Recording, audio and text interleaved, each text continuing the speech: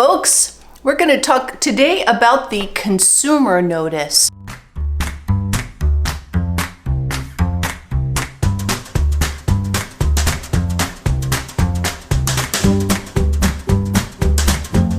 There are lots of documents that we here in Pennsylvania use when we have contact with a consumer who's either looking to buy or to sell a house. And the first one that you usually fill out is called the consumer notice. We're told as agents that we need to have this form filled out at the first substantive conversation with a consumer. So I'm going to put up on the screen the consumer notice, and the first thing that the consumer notice says is this is not a contract. This is not a contract. This is a notice. This is something that the agent wants you to sign in order to give you information. It's no kind of an agreement between the parties. It is simply an acknowledgement that you have had this conversation. So the consumer notice says, in an effort to enable consumers of real estate services to make informed decisions about the business relationships that they may have with real estate brokers and salespersons, licensees, the Real Estate Licensing and Registration Act, RELRA, we call it RELRA, you remember that from class if you're a real estate agent, requires that consumers be provided with this notice at the initial interview. And it tells you the various agency relationships that a realtor can have, or a real estate agent can have with a consumer. A seller's agent, the agent can represent the seller. A buyer's agent can represent the buyer. Or a dual agent. A dual agent is when the broker, the licensee and the broker, are acting as the representative of both the buyer and the seller.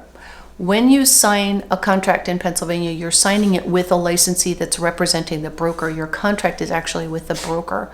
But in dual agency, the licensee works for both the seller and for the buyer. Interestingly, the broker can be a dual agent when I, as the person as the licensee representing the seller, and that person over there, that licensee over there, that team member of mine that works for the same agency represents the buyer. I work for Addison Wolfe. She works for Addison Wolfe. Addison Wolfe is thereby the dual agent representing both the buyer and the seller. Designated agent.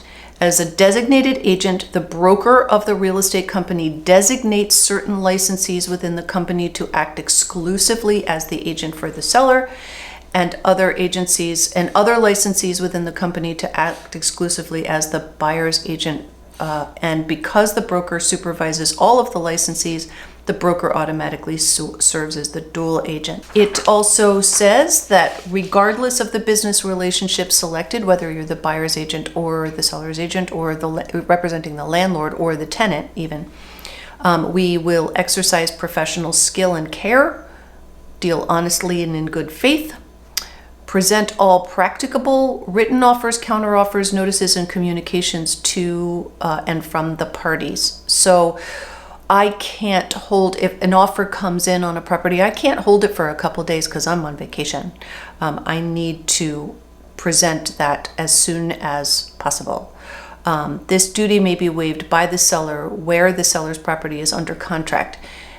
I do not have to present offers when the property is under contract. I no longer have to present offers.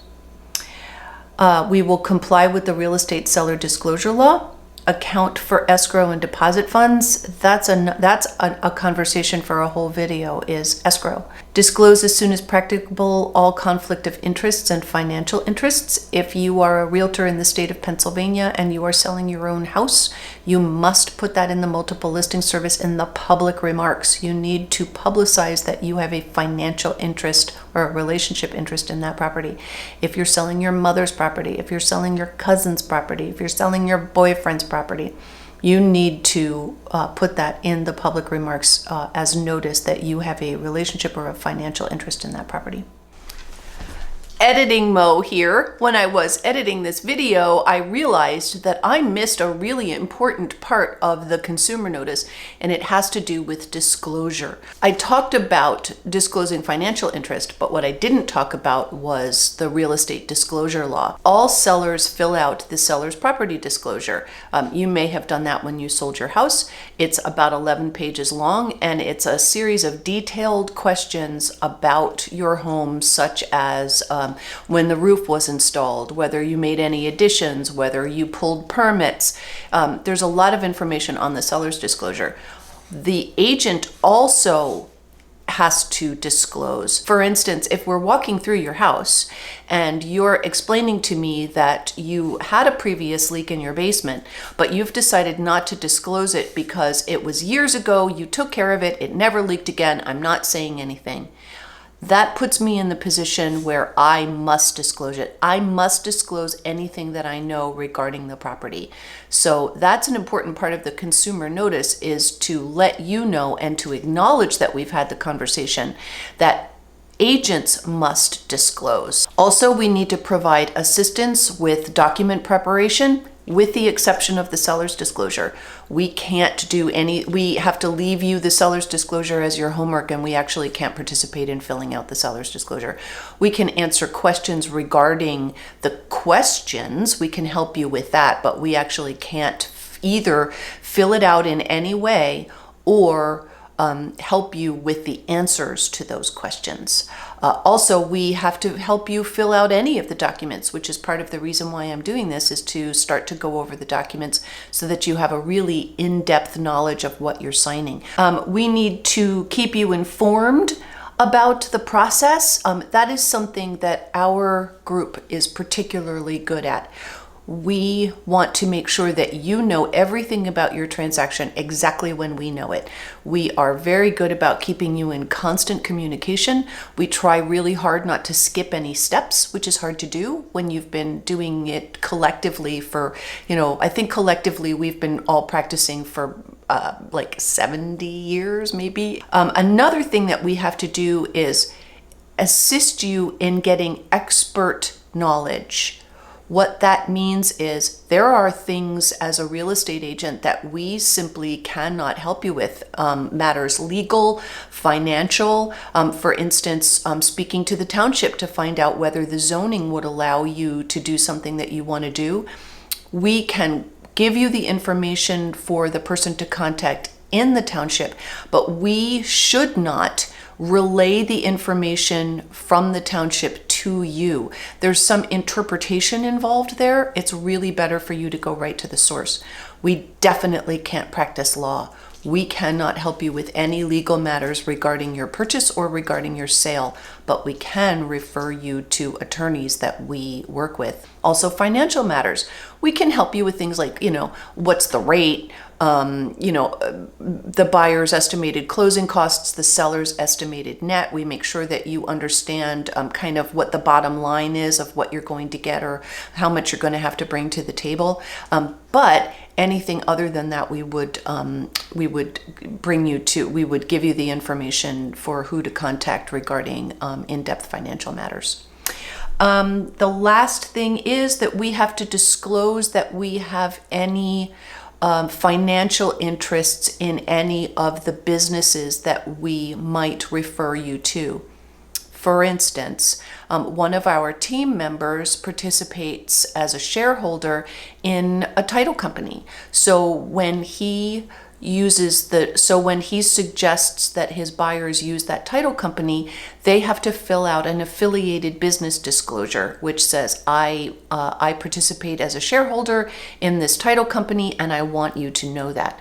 Anytime that we use a business that is affiliated with our broker, we have to give you an affiliated business disclosure to say that we have a financial interest, or our broker has a financial interest in any of the affiliated businesses. So I wanted to pop back in here, make sure that I provided this information, because disclosure is really important, and it's important as in the consumer notice that you acknowledge that we've had that conversation.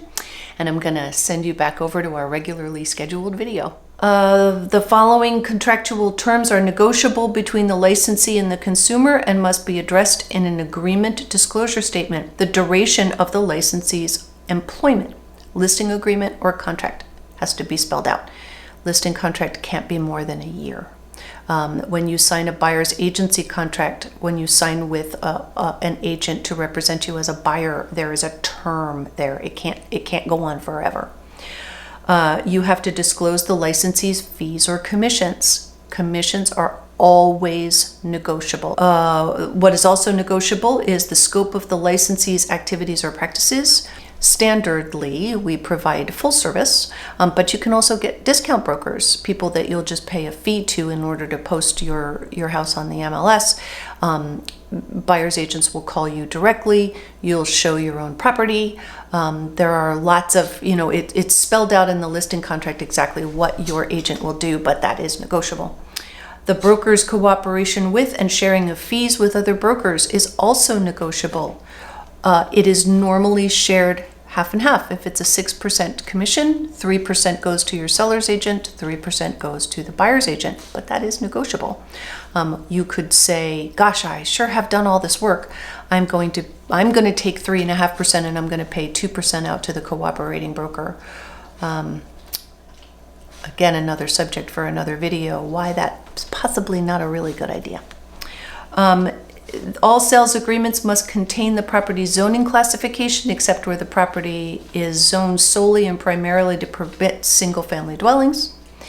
And the Real Estate Recovery Fund exists to reimburse any person who has obtained a final civil judgment against a Pennsylvania real estate licensee owing to fraud, misrepresentation, or deceit in a real estate transaction, and who has been unable to collect judgment after exhausting all legal and equitable remedies. And it gives you the telephone number of the Real Estate Recovery Fund. If you have had an experience with a real estate agent in the state of Pennsylvania that has gone bad and you have sued them and you have received a judgment, it's gone all the way to judgment, they have been found guilty of whatever you were suing them for, you receive judgment, but they don't have any money, and so you can't collect. You can go, after you've exhausted all possibilities, you can go to the Pennsylvania Real Estate Recovery Fund for compensation. And then there's the acknowledgement part, which is the signature of both the consumer and of the agent that is representing the broker, and they are dated, and that is the consumer notice. It sounds like a lot, but it's really important. It's important when you hire someone that you know exactly who you're hiring and exactly what relationship you have with them. So that is the first document that you will sign either when you're listing or when you're selling, or even when you're viewing a property under some circumstances. And so I thought that I would let you know what that is and what that means. And anytime someone tells you to sit down and sign a consumer notice without telling you what it is, you can pull out this video and you can re-educate yourself. I hope that this content has been helpful to you. If it was, please give it a thumbs up. That really helps out the channel. Comment below about anything that we've covered in the consumer notice, and I hope that I will see you in my next video. Thanks so much for watching. Bye now.